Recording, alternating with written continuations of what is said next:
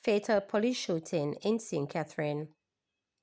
A man was fatally shot during an alleged confrontation with the police in St. Catherine. They say 2 firearms were seized. The incident happened shortly after midday.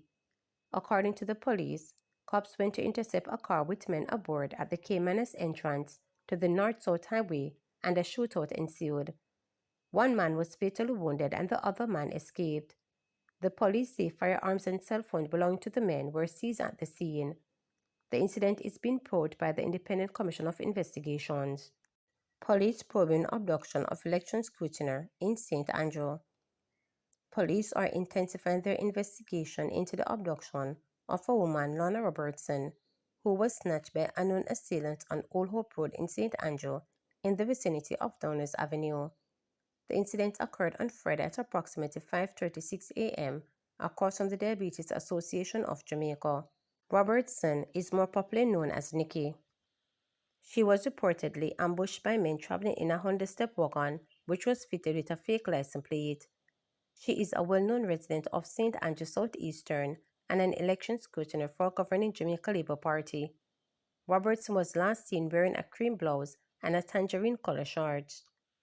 Anyone with information concerning the whereabouts of Lorna Robertson, otherwise known as Nikki, is being asked to contact the police at 119 or CTALK at 876-922-2374. Wanted man arrested in Manchester. A man who has been listed as wanted by the Clarendon police was apprehended by police in neighboring Manchester. Comfort Bartley, otherwise called Hunter, Sparta and CG, was being sought in relation to shooting with intent. Corporal Nick Cornish of the Area 3 Highway Patrol said Bartley was held in Greenville community. On the 31st of May, about 10:50 a.m. today, we acted on some information about a wanted person who featured on the JCF's wanted page some time ago. We acted on the information and we apprehended the person, Mr. Kafour Bartley, OCCJ. And I also want to thank the residents of Greenville who have been cooperating with the police to reduce the amount of crimes that are happening in Greenville. I also want to implore other suspects who are wanted to turn themselves in and also do what Mr. Bartley did. Turn yourself in peacefully. Do not challenge the police when they come for you, or else the police will take action and it might not end good in your favor. Mario Dean's Minalike police comment was basis on which cops at lockup where he was beaten committed misconduct in public office. Mario Dean's comment that Minalike police was reportedly the basis on which lawmen on duty at the time he was attacked committed misconduct in the public office. Director of Public Prosecutions Paula Llewellyn said the cops erred when, instead of processing Dean's bail, they turned away his surety and left him in a cell with detainees who beat him. Speaking at the Jamaica Civil Service Association's annual general meeting, Llewellyn noted that in the Dean case, the prosecution had to prove to the court that the cops committed misconduct in a public office. She explained that the police officers on duty did nothing when Dean was being attacked. She noted that as public servants, the cops should not have been so thin-skinned. She said the poor customer service by the police officers exemplified misconduct. In August 2014, Dean was arrested on Ganja-related charges, then beaten by other detainees at the Barnett Street police lockup in St. James and later died at hospital.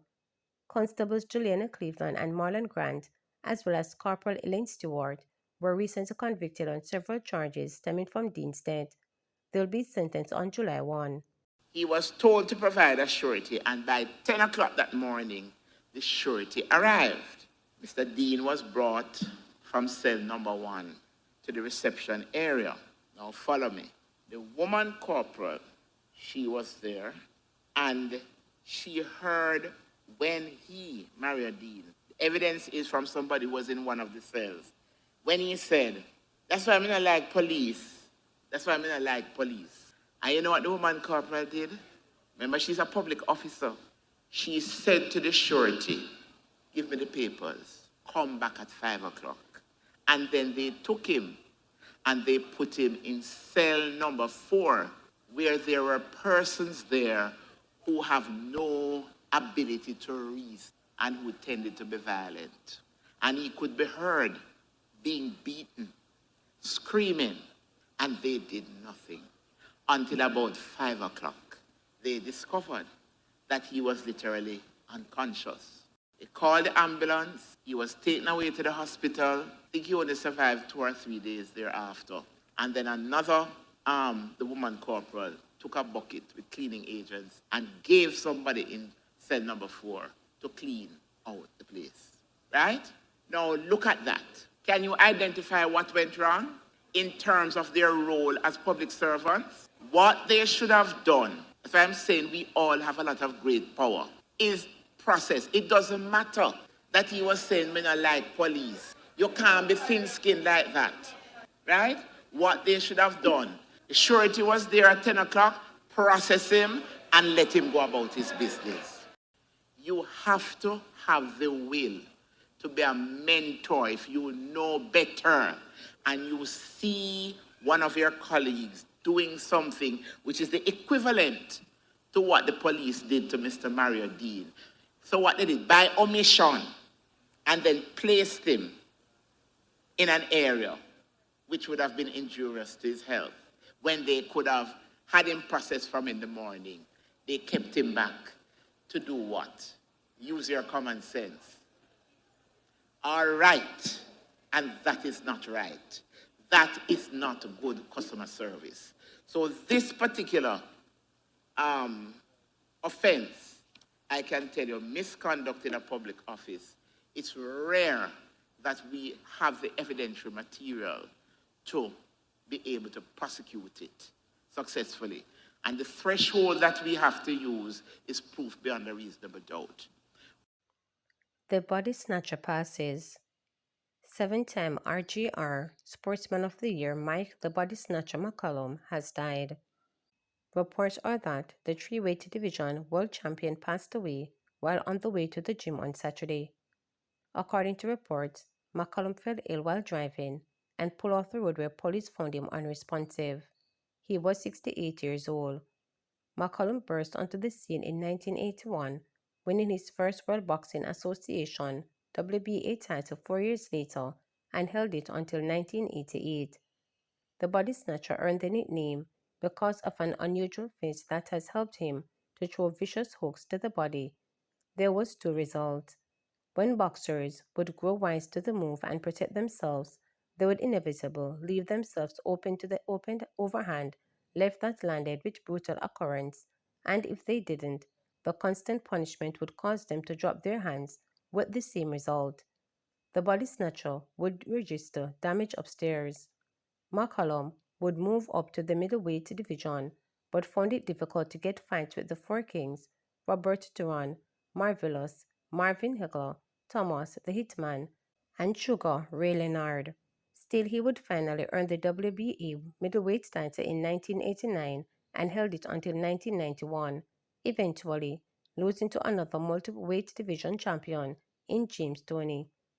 McCollum then moved to the light heavyweight division, where he earned the World Boxing Council title in 1994 and held it until 1995 after losing to Toney. The body snatcher retired with an inevitable record of 49 wins, 5 losses, and a draw. Minister of Culture, Gender, Entertainment, and Sport voiced her office's sadness at the boxer's passing.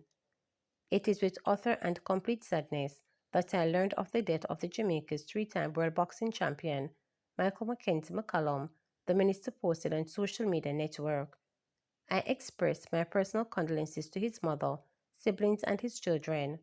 On behalf of the Ministry of Sports, I take this opportunity to extend my sympathies to the family and friends of this legendary Jamaican. We hope they find strength in the time of bereavement. I urge you to keep them in your prayers.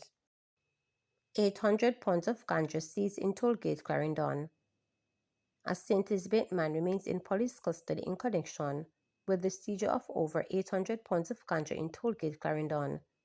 He is being held on suspicion of breaches of the Dangerous Drugs Act. His name is being withheld as the investigation is ongoing. It is reported that about 11:20 a.m. on Thursday, May 29, police narcotics personnel were in the area and carried out a mobile patrol stop during which the ganja was discovered. To subscribe, like, share, and click the notification bell for daily updates.